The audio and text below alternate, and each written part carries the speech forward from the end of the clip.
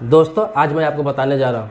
कि आपका ज़मीन अगर किसी ने अपने नाम से करा लिया है, चाहे धोखाधड़ी से हो या फिर किसी भी प्रकार से, या फिर ताकत के बल पे या फिर पावर के बल पे, या फिर धोखाधड़ी करके आपके बिना जानकारी के आपके साथ धोखा करने के लिए, या फिर आपके पिताजी के साथ ऐसा हुआ हो और वो आपका ज़मीन रहा हो, आपके पास कागजात भी है उसका,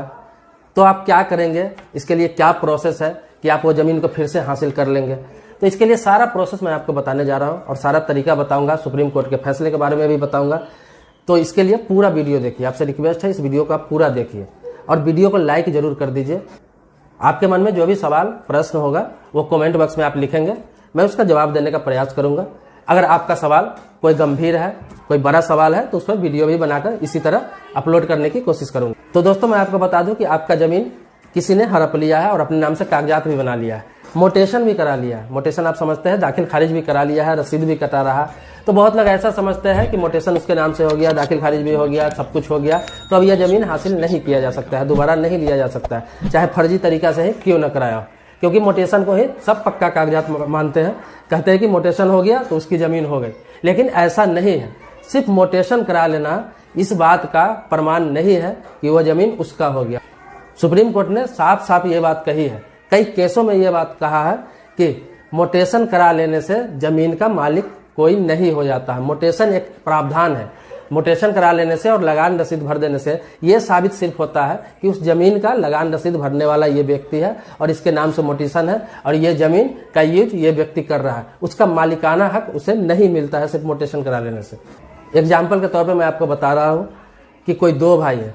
और पिता के नाम से प्रॉपर्टी है, और एक भाई ने पूरे ज़मीन अपने नाम से करा ली, मोटेशन करा लिया,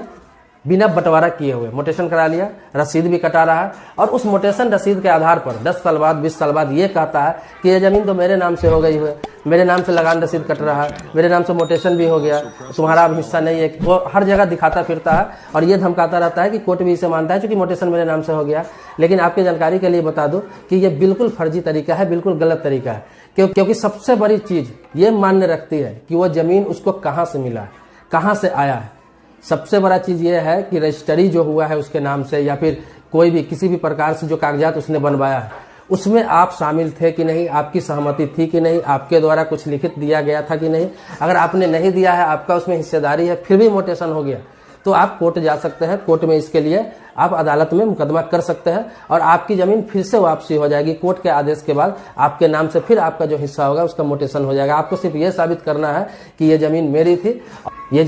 थी, और मेरा हिस्सा इसमें नहीं दिया गया है, क्योंकि इससे पहले मेरे पापा के नाम से प्रॉपर्टी था, दादा के नाम से प्रॉपर्टी था, या परदादा के नाम से प्रॉपर्टी था, जो भी पैतृक संपत्ति थी। दूसरा एग्जाम्पल दे रहा हूँ मैं आपको, जैसे आप 2 भाई है, 3 भाई है, 4 भाई है, जितने भी भाई, और आपके पिताजी के नाम से प्रॉपर्टी है, दादा के नाम से प्रॉपर्टी है, या फिर पूर्वज के किसी भी के नाम से भी प्रॉपर्टी है, लेकिन उसमें से 2 भाई मिलके या फिर 1 भाई मिलके या फिर आपको छोड़ के जितने भी भाई है वो मिलके आपका हिस्सा भी किसी से बेच लेता है, और उस आधार पर मोटेशन भी हो जाता है, क्योंकि बेचने वाले उनके पुत्र ही हैं, पोता ही है, तो दादा परदादा की ज़मीन भी है, तो मोटेशन हो ही जाता है। मोटेशन हो गया, रसीद भी कटा रहा है, खरीदने वाला ने मोटेशन भी करा लिया, रसीद भी कटा लिया, और वो दावा कर रहा है कि ज़मीन मेरी है, लेकिन आपको हिस्सा उसमें से मिला नहीं। तो फिर आप इस पर कितने सालों बाद भी अदालत जा सकते हैं, इस पर मुकदमा कर सकते हैं और आप अपना ज़मीन वापस पा सकते हैं, क्योंकि आपके पास इस चीज़ का प्रमाण है कि वो मेरे दादा परदादा के नाम से ज़मीन है। रजिस्ट्री जो होता है, कोई भी रजिस्ट्री होता है, केवाला होता है, बैनामा होता है, आप जानते हैं ये होता है, तो ये प्रमाण होता है कि फलाने ने, जैसे कि मैं किसी को बेच रहा हूँ या खरीद रहा हूँ, तो ये इस चीज़ का प्रमाण होता है कि इतने पैसे में ये ज़मीन बेचा गया, उस चीज़ का वो एक सर्टिफिकेट होता है, प्रमाण होता है, डीड होता है। उससे ये साबित नहीं हो जाता है कि बेचने वाला का ही ज़मीन है या फिर बेचने वाला के नाम से ही ज़मीन है, इस चीज़ से ये साबित नहीं होता है। उस बैनामा के आधार पर, उस रजिस्ट्री के आधार पर या फिर उस केवाला के आधार पर कोई ये दावा कर देता है कि ज़मीन मेरी हो गई, तो वो उसकी ज़मीन नहीं होती है, मोटेशन की बात भी नहीं होती है। अगर आप दूसरे के हिस्सा, दूसरे के हिस्सेदारी, दूसरे के अधिकार दूसरे से ले रहे हैं, दूसरे से खरीद रहे हैं, तो वो ज़मीन आपकी नहीं होती है। जिसका उसमें हिस्सेदारी निकल रहा है, जिसके नाम से ज़मीन है, वो कभी भी आपके दावा कर सकता है, आपका ज़मीन को विवादित बना सकता है और उस ज़मीन पे स्टे ले सकता है, और उसी के पक्ष में फिर उसके हिस्सेदारी का फैसला आ सकता है। इसीलिए मैं बार बार कहता हूँ आपको कि अगर आप कोई ज़मीन खरीद रहे हैं तो आप ये चीज़ देखें कि अगर किसी के नाम से ज़मीन है, अगर वो पैतृक संपत्ति है, तो उसमें ये चीज़ जरूर देखें कि उन भाइयों में बंटवारा हो चुका है या नहीं हो चुका है। हाँ, अगर उसने खुद खरीदा हुआ जमीन है, कहीं से केवाला कराया है, कहीं से रजिस्ट्री कराया है, कहीं से बैनामा कराया है, तो उसके नाम से मोटेशन हो चुका है, तो आप खरीद सकते हैं, कोई दिक्कत नहीं है, इसमें कोई दिक्कत नहीं आएगी अगर वो जमीन विवादित नहीं है तो। लेकिन अगर वो पैतृक संपत्ति है, किसी का पड़ोसी फर्जी कागज बना के मोटेशन करा लेता है, कोई गलत सर्वे के आधार पर मोटेशन करा के रिसिप्ट कटा लेता है, कोई अपने भाइयों से बेईमानी करके या फिर अपने भतीजों से या फिर अपने चाचा से किसी भी पैतृक संपत्ति होता है, तो एक बंदा जो पावरफुल होता है, समाज में उसका अच्छा पकड़ होता है, तो वो किसी भी आधार पे, अपना शक्ति के आधार पे, ताकत के आधार पे, पैसा के आधार पर पेपर तैयार करवा लेता है और मोटेशन भी करा लेता है, रसीद भी कटा लेता है। लेकिन जो कमजोर व्यक्ति होता है, उसमें से जिसका हिस्सा निकलता रहता है, लेकिन जब उसके बच्चे को ये समझ में आएगा बाद में, तो वो दावा कर सकता है उसमें। आपका जमीन भी किसी ने गलत तरीके से मोटेशन करा लिया है, दाखिल खारिज करा लिया, रसीद भी कटा रहा है, लेकिन आपके पास साक्ष्य है, इस चीज का प्रमाण है कि वो जमीन मेरी थी और किसी ने गलत तरीके से दूसरे ने बेच दी है, दूसरे ने हड़प ली है, दूसरे ने मोटेशन करा लिया है किसी गलत प्रमाण देकर, तो आप उस पर अभी भी दावा कर सकते हैं,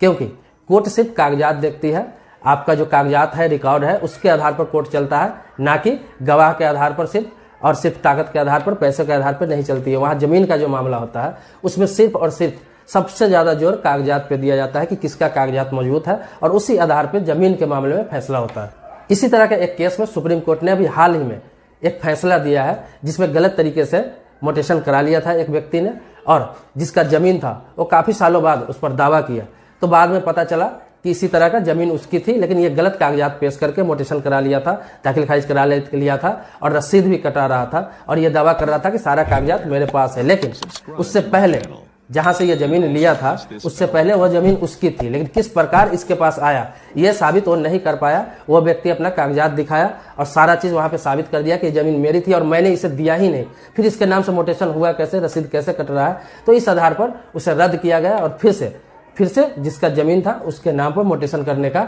आदेश दिया गया। तो सुप्रीम कोर्ट में ऐसा कई मामला अभी तक आ चुका है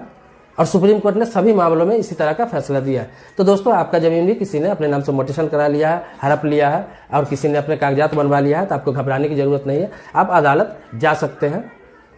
क्योंकि सिर्फ दाखिल खारिज करा लेने से, रेवेन्यू भर देने से उसका जमीन नहीं हो जाता है। क्योंकि सुप्रीम कोर्ट ने साफ शब्दों में यह भी कह दिया है कि दाखिल खारिज और रेवेन्यू जो भरता है, मतलब लगान रसीद कटाता है, वो सिर्फ इस बात का प्रमाण है कि उस जमीन का लगान भरने वाला फलाना व्यक्ति है। सिर्फ लगान भरने का प्रमाण उसके नाम से होता है, जमीन उसके नाम से नहीं हो जाता। जमीन तो उसी के नाम से होगा जिसके नाम से साक्ष्य होगा, मतलब कि ऑन रिकॉर्ड होगा, जैसे कि जिसके नाम से सरकार के दस्तावेज में पुख्ता प्रमाण होगा। चाहे उसके बाद कोई गलत तरीके से किसी दूसरे का जमीन भी बेच दे, इससे कोई फर्क नहीं पड़ता है, आप दावा करके वापस ले सकते हैं। दोस्तों, मैंने आसान भाषा में आपको सारी बातें बताई है। आपके मन में फिर भी कोई सवाल हो, प्रश्न हो, तो आप कमेंट बॉक्स में लिखें। मैंने आपको बताया कि मैं जवाब दूंगा, और जवाब नहीं दे पाया, अगर आपका सवाल गंभीर है, बड़ा है, तो मैं उसमें वीडियो इसी तरह बना के अपलोड जरूर करूंगा। तब तक के लिए शुक्रिया, धन्यवाद।